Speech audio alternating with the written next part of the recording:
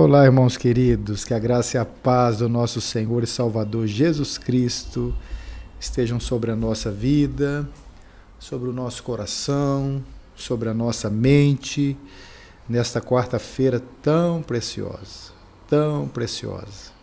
Que bom que você está aqui comigo, que bom que você vem de um dia de trabalho, talvez agitado, talvez difícil, e hoje vem para a nossa aula, para o nosso culto, dizer que o Senhor é bom e o seu amor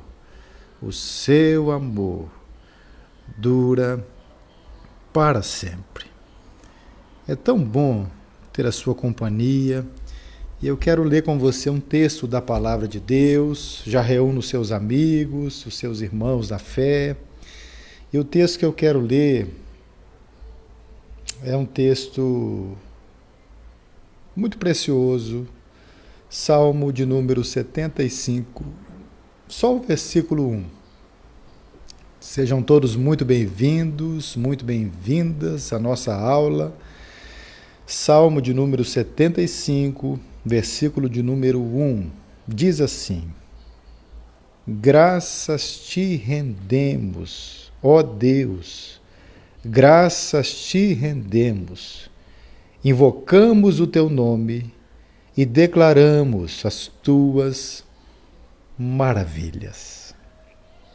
Um sábio já disse que a gratidão é a rainha de todas as virtudes. Nós precisamos, no meio da caminhada da vida, em meio aos espinhos, aos caminhos rochosos, aos desertos da vida, nós precisamos dizer a Deus: graças te dou, ó Pai, graças te dou. Nesse momento, eu queria convidar você a fechar os seus olhos, a pensar agora na sua vida, na espiritualidade, neste dia de encontro, neste dia de celebração, neste dia de vida. E nós vamos orar ao Senhor. Vamos fazer isso? Pai, que bênção podermos estar aqui. Que bênção podermos nos reunir hoje. Fala ao nosso coração, mais uma vez nesta aula, por amor do teu nome. Nós te pedimos em nome de Jesus Cristo, o autor e consumador da nossa fé. Amém. Nós vamos adorar a Deus com o coral da nossa igreja agora. Abra o seu coração e seja ministrado e ministrada com esse belíssimo cântico que adora o nome do Senhor.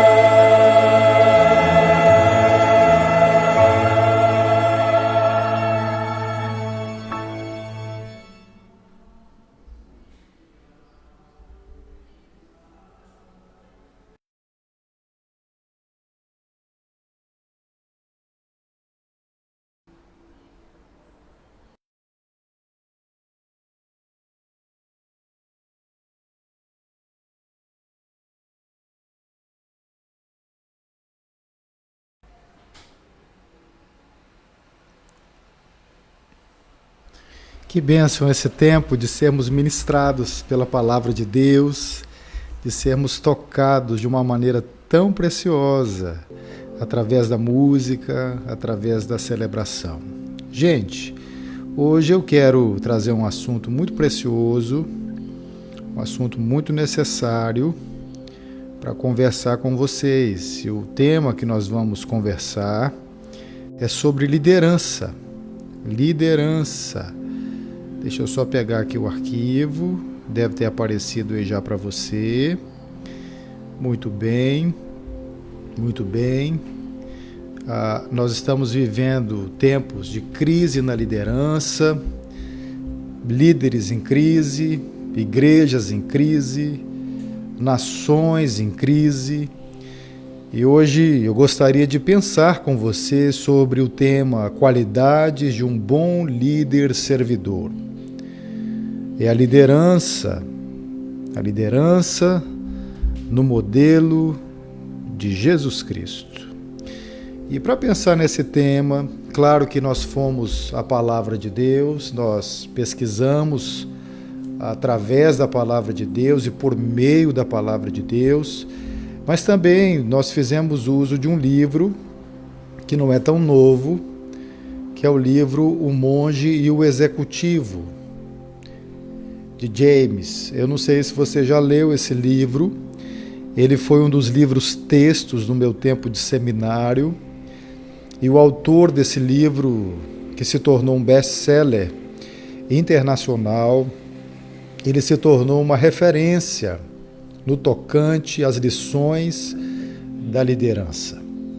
O livro O Monge e o Executivo é um livro muito gostoso de se ler, porque ele é um diálogo entre participantes que foram em busca de agora um monge, que outrora era um executivo famoso, para reaprender ou reaprenderem a viver em meio às agitações da agenda, às pressões do dia a dia, as lutas e as dificuldades com a família, os dramas que avassalam, aquilo que causa angústia e que causa estresse em qualquer tipo de gente, estava tomando conta desses participantes nessa criação de James, muito inteligente por sinal, e o livro ele aborda exatamente esses diálogos entre os participantes dos mais variados tipos de perfil. Bom, enfim, há uma frase dele que eu gostaria de citar aqui de forma introdutória, que é a seguinte: de nada vale aprender bem se você deixar de fazer bem. Eu vou repetir. De nada vale aprender bem se você deixar de fazer bem. Isso conota a verdade de que, ainda que tenhamos a parte teórica de uma maneira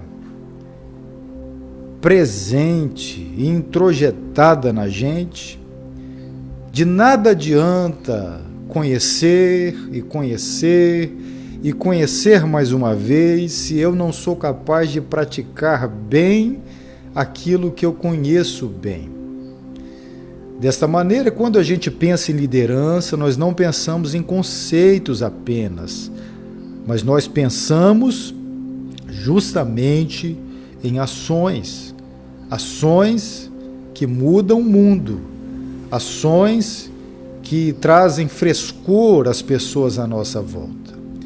Então, pensando nisso, são várias características que James usa ao longo do seu livro, e eu fundamentei todas elas em alguns textos da Palavra de Deus, porque nós estudamos a Palavra de Deus, e tudo que ele extraiu de fato vem dos valores da Palavra de Deus. Eu vou ler algumas características de um líder servidor, do ponto de vista de James, fundamentando na Palavra de Deus, que é o nosso bom livro, o livro-texto, que nos ajuda, que nos inspira, que nos refaz e que nos encoraja a prosseguir. Desde já eu agradeço pela audiência de todos vocês. Hoje nós não conseguimos transmitir pelo canal do YouTube, como era previsto, mas conseguimos aqui pelo Facebook. De fato, eu não tenho feedback de como que está aí para você. Espero que esteja muito bem. Mesmo assim, eu vou até o final e a gente vai conversando juntos para a glória de Deus. Bom, eu vou falar hoje então das 3 primeiras características que James fala no seu livro O Monge e o Executivo, de uma sucessão de outras que eu vou dar continuidade nas outras quartas-feiras. A primeira característica, segundo esse autor, de um líder servidor, é que o líder precisa saber ouvir. Ouvir. O texto sagrado que fundamenta isso, nós já expusemos aqui toda a sua carta nas quartas-feiras, é a carta de Tiago, capítulo 1, versículo 1, que diz assim: Sabeis isso, meus amados irmãos, mas todo homem seja pronto para ouvir, tardio para falar, tardio para se irar. Desculpa, eu acho que não é esse verso, houve um pequeno equívoco, eu já acerto aqui, mas o texto é de Tiago, quando ele fala da necessidade da prontidão. A palavra pronto aqui nós já trabalhamos em outras aulas, em outras situações. A palavra pronto aqui significa taxis. É a palavra que quer dizer e conota algo para já, para agora, um serviço para agora. Por que isso é tão relevante? Porque muitas vezes pessoas que ocupam posição de liderança, elas se tornam muito impacientes para ouvirem os seus liderados, para buscar nos liderados, no grupo, conselhos, palavras que venham contribuir para o progresso, para o crescimento, para o aperfeiçoamento. Um dos episódios que a gente percebe o orgulho no gênero humano, está no Antigo Testamento, quando Naamã é convidado pelo profeta, o homem de Deus, a mergulhar 7 vezes no Rio Jordão, e ele se sente ofendido. Primeiro, porque o profeta não o recebeu. Segundo, porque mandou-lhe mergulhar 7 vezes num rio sujo, de acordo com a sua perspectiva de habitante de um outro lugar, da Síria. Os homens, os soldados, os subalternos entraram em ação e disseram para ele: meu pai, se o profeta tivesse pedido coisa muito maior, o senhor não faria? Em outras palavras, eles estão ensinando a esse general de batalha, capitão, comandante, a graça de ouvir um conselho daqueles que são considerados minoria. Nesse prisma, James diz o seguinte: para ser um bom líder, uma das habilidades primárias é saber ouvir. A comunicação pode ficar extremamente comprometida quando não se ouve com a devida atenção. Além de emitir mensagens negativas, tais como desrespeito ao que está sendo dito e a desvalorização por julgar que suas falas e pensamentos são muito superiores aos de quem está falando.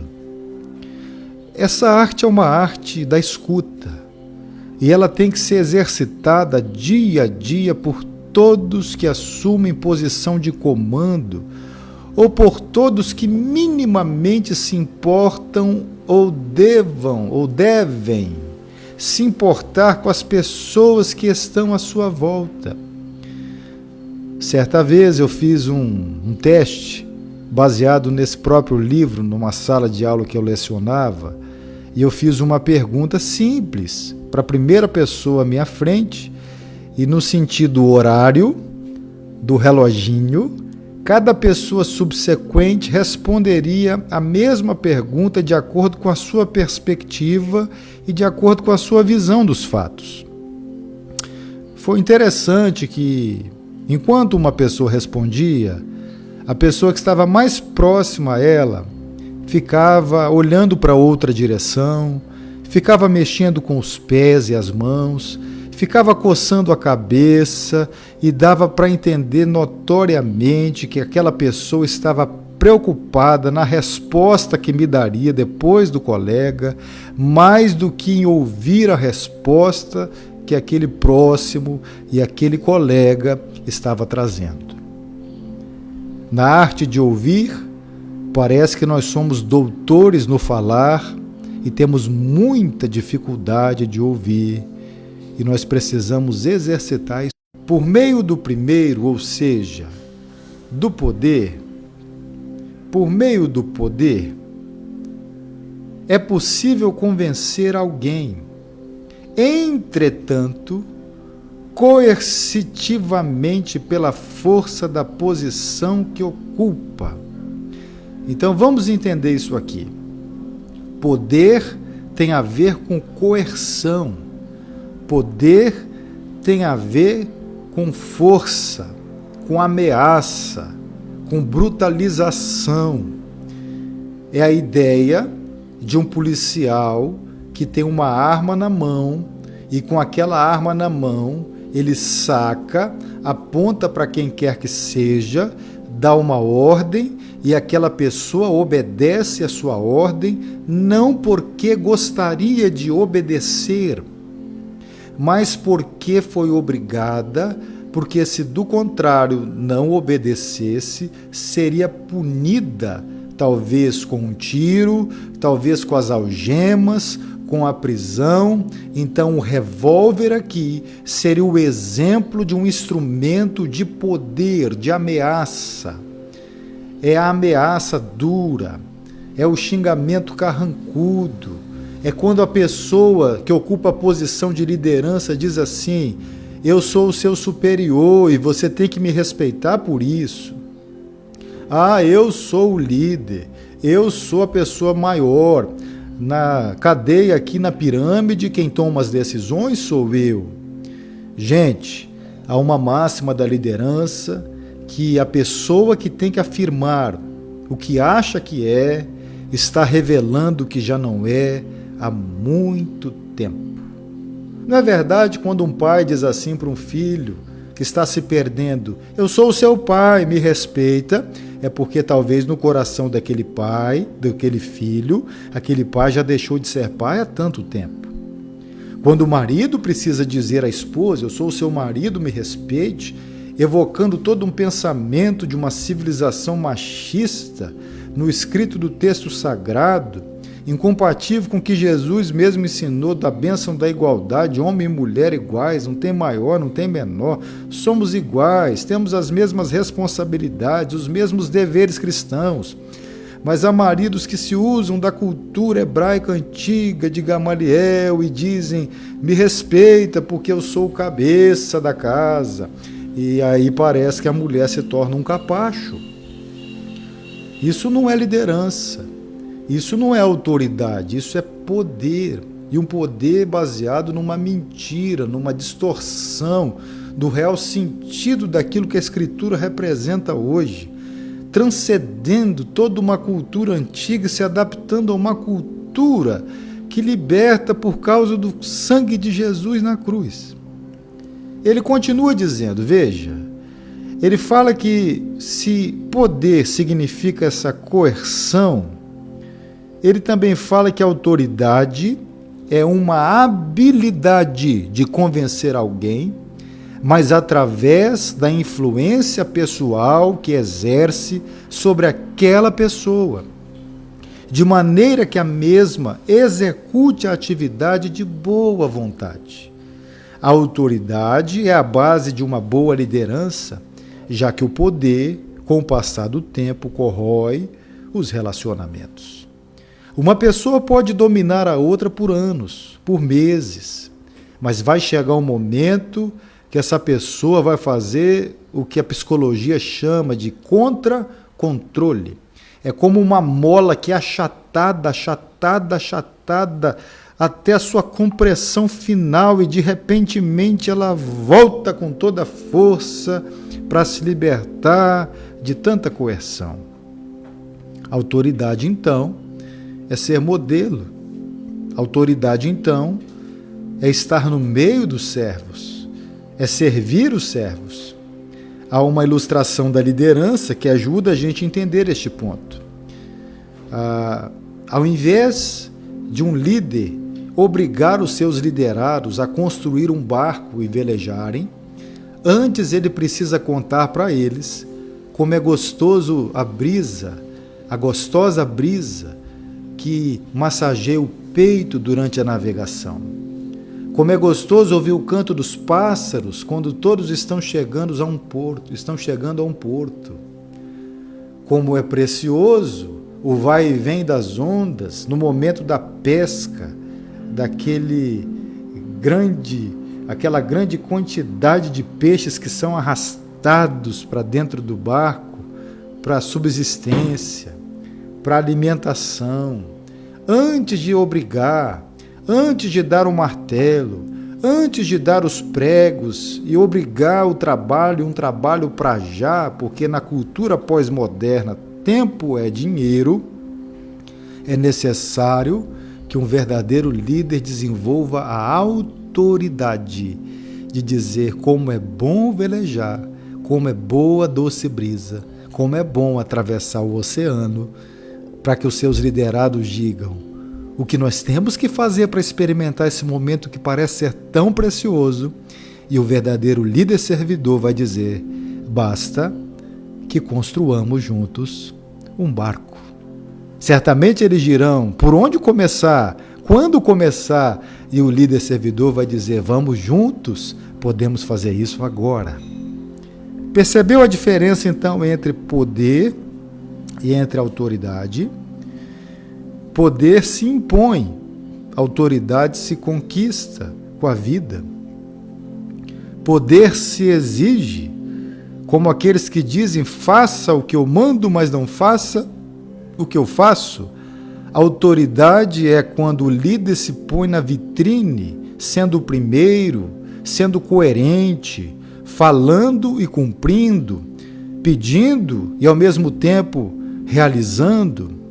Ele não pode querer para si todo o ônus e o bônus, todo o bônus para si e todo o ônus para os seus liderados. Não. Do contrário, não há nenhuma nobreza de seguir uma pessoa que não pensa no outro, que não pensa no próximo, assim como Jesus mandou.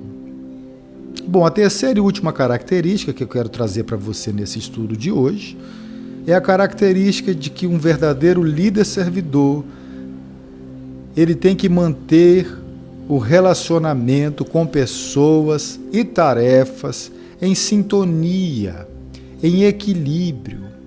Aqui o apóstolo Paulo, escrevendo aos Romanos, no capítulo 12, versículos 9 e 10, disse o seguinte: o amor deve ser sincero, odeiem o que é mal, apeguem-se o que é bom. Dediquem-se uns aos outros com amor fraternal. Prefiram dar honra aos outros mais do que a si próprios. O que conota isso? Paulo está evocando a necessidade da bondade. E a bondade, minha gente, nada mais é do que o amor em tela, o amor em ação, o amor que toca, o amor que abraça, o amor que se importa, o amor que interage, o amor que constrói, o amor que eleva, o amor que cola corações quebrados, o amor que faz subsistir a insubsistência daqueles que estão sem esperança. Paulo está falando da necessidade da dedicação que temos que ter um ao outro, num amor extremamente fraterno, livre de ideologias, livre de partidarismos, livre de quaisquer tipos de divisão que são incompatíveis com a cruz de Cristo, mas colocando o outro numa honra e numa superioridade a nós mesmos. Ele está dizendo que nós temos que preferir dar honra aos outros mais do que a nós. Que difícil isso pela velha natureza humana. Eu não sei você, mas há momentos que parece que eu gosto do aplauso, que eu gosto de que uma ideia minha prevaleça. Há momentos que parece que eu acho que o que eu penso é o correto e o que o próximo pensa não é tão correto assim. Gente, eu preciso ser humilde e entender que a sabedoria está na coletividade, que nós somos um corpo, nós não somos um dedo, um pé, uma unha, a mão, o braço. Nós somos o corpo de Cristo e somos exatamente o corpo quando todos estamos reunidos no mesmo propósito de glorificar o nome do Senhor e de anunciar a boa nova na salvação, de maneira que cause um impacto profundo, social e transformador na vida das pessoas que nos cercam. O Evangelho só tem sentido quando ele muda o ambiente, quando ele muda o bairro, quando ele muda a família, quando eu ressignifico os valores que se tornaram valores imexíveis, valores que se tornaram num processo de aculturação como se eles fossem a verdade e nós não questionamos mais. Nós não questionamos mais falas racistas, porque estão no nosso dicionário. Nós naturalizamos agressões a gays, nós naturalizamos ações contra pessoas sofridas, nós naturalizamos que todo rico não serve e nós naturalizamos que todas as pessoas que são minoria são o pior dos piores. Nós precisamos quebrar essas naturalizações sociais. Entendemos que nem todo rico é avarento e pode ser uma bênção nas mãos de Deus. E entendemos que os diferentes têm que ser tratados como Jesus os trataria, com amor, com carinho, com acolhida, com a face sorridente do amor, porque o mundo já está cheio de ódio demais. Nesse sentido de manter o relacionamento com pessoas e tarefas em equilíbrio, James diz bem assim: não basta ter conhecimento técnico, a gente não tem que ser tecnicista, minha gente, ou teórico. Talvez nós somos excelentes tecnicistas, somos doutos na teoria das diversas áreas do saber científico, empírico, tangível. Mas é necessário também, ele diz, ter outras habilidades. Por isso, nem sempre alguém que possui conhecimento técnico tem aptidões para exercer cargos de liderança. O relacionamento entre os elementos envolvidos é o principal motivo de sucesso numa igreja, sempre permeado pela confiança entre as partes. Veja, a pessoa pode ser uma excelente cantora ou cantor, mas se ela não souber ter tato, afinidade, ternura com a comunidade, ela pode causar grandes estragos à sua própria vida, à vida do outro e à vida da comunidade. Um pastor pode ter muito carisma, um líder pode ter carisma, uma presbítera, uma pastora, mas antes de carisma, é mister que os verdadeiros líderes servidores possuam caráter. Caráter é aquilo que nós somos quando as luzes se apagam. Caráter é aquilo que eu sou quando não há ninguém por perto. Caráter é eu ter coragem de continuar levantando uma bandeira que vai contra talvez uma grande maioria social, mas eu luto pela minha consciência cristã e pelo que é correto. Foi assim que Martin Luther King fez, o pastor que disse no seu discurso: eu tenho um sonho, em que um dia os meus filhos não serão tratados pela cor da sua pele, mas por quem eles são.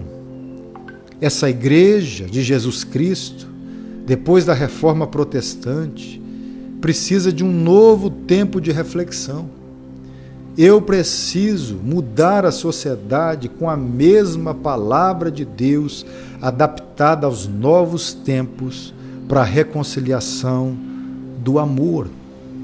eu quero terminar minha fala convidando a você para esta reflexão, citando Brian, que disse assim: torne-se o tipo de líder que as pessoas seguem voluntariamente, mesmo se você não tiver título ou posição. Título ou posição. O que ilustra essa brilhante citação é o menino José, na terra estrangeira, do Egito, lá em Gênesis 37. Líderes, servidores, influenciam aqueles que estão abaixo deles, mas também influenciam aqueles que estão acima deles. Eles sempre têm uma palavra sábia, eles sempre têm um caráter ilibado que torna-se referência. Eles sempre têm uma palavra da parte de Deus na hora certa. Foi assim que José, o rapaz que estava no Egito, o hebreu, influenciou o homem mais poderoso daquele tempo e fez com que a fome fosse exterminada do mundo antigo. Eu quero chegar até o fim, agradecendo a Deus pela sua companhia, agradecendo a Deus porque você está aqui comigo, agradecendo a Deus porque ter a sua presença aqui nas quartas-feiras é um grande privilégio. Eu sei que muitos têm a sua correria diária, muitos têm a sua dificuldade, mas a gente vem aqui com o coração aberto para aprendermos mais da palavra de Deus. Domingo, 9h30 da manhã, nós vamos ter a escola dominical, participe, e 7 da noite o culto de celebração. Não deixe de se inscrever com o presbítero Celso ou com a Glorinha pelo WhatsApp deles. Se você não tem, manda uma mensagem aqui no chat, ou para nós, ou no privado, que nós vamos ter muita alegria de te devolver com todas as informações necessárias. Domingo para nós foi uma festa muito bonita, onde eu e a Priscila renovamos os nossos votos de 19 anos de relação, e o pastor Tomás o conduziu ali, foi uma grande bênção. Ontem celebramos os nossos 19 anos e foi uma grande bênção. Parabenizamos a você hoje pelo seu aniversário, por mais um ano de vida, e todos os aniversariantes da semana. Que Deus nos abençoe grandemente. Eu quero orar pela sua vida. Vamos fazer isso agora. Vamos falar com Deus. Vamos fazer isso. Pai Celestial, muito obrigado porque estamos aqui como igreja. Damos-te graças, Senhor, por tudo que o Senhor tem feito na nossa vida. Abençoe-nos para que sejamos líderes servidores, líderes que se importam, líderes que amam, líderes que se parecem com líderes do líder dos líderes, que é o Senhor Jesus. Por favor, abençoe esta casa, este coração, esta vida e continua com a gente, Senhor. Nós te pedimos humildemente, em nome de Jesus. Amém. Olha, se você não tem feito a sua contribuição, nós temos os nossos compromissos e precisamos da sua pontualidade. Aqui embaixo, você percebeu que está aqui o PicPay. Basta você apontar o seu PicPay com o QR Code e fazer conforme estiver proposto no seu coração. Nós precisamos de você. Precisamos do seu amor, da sua fidelidade, do seu compromisso de amor. Aqui embaixo também, bem aqui, tem a nossa conta bancária do Banestes, tem toda a identificação, faça uma transferência, entregue o dízimo, uma oferta de amor e participe com a gente. E se você deseja receber as nossas informações, nós estamos com um boletim informativo pela web, um boletim 100% digital, até mesmo porque queremos cuidar do planeta e evitar essa questão de ficarmos imprimindo folhas. Ele é colorido, bonito. Basta você mandar no privado, de onde você estiver, no Brasil ou no mundo, o seu contato, que a gente vai mandar para você com muito carinho. Bom, eu sou o pastor Bruno, da Igreja Presbiteriana Unida de Jardim da Penha. Ficamos por aqui e é muito bom ter a sua companhia. Até quarta que vem, na nossa continuidade desta aula. Deus te abençoe. Até lá.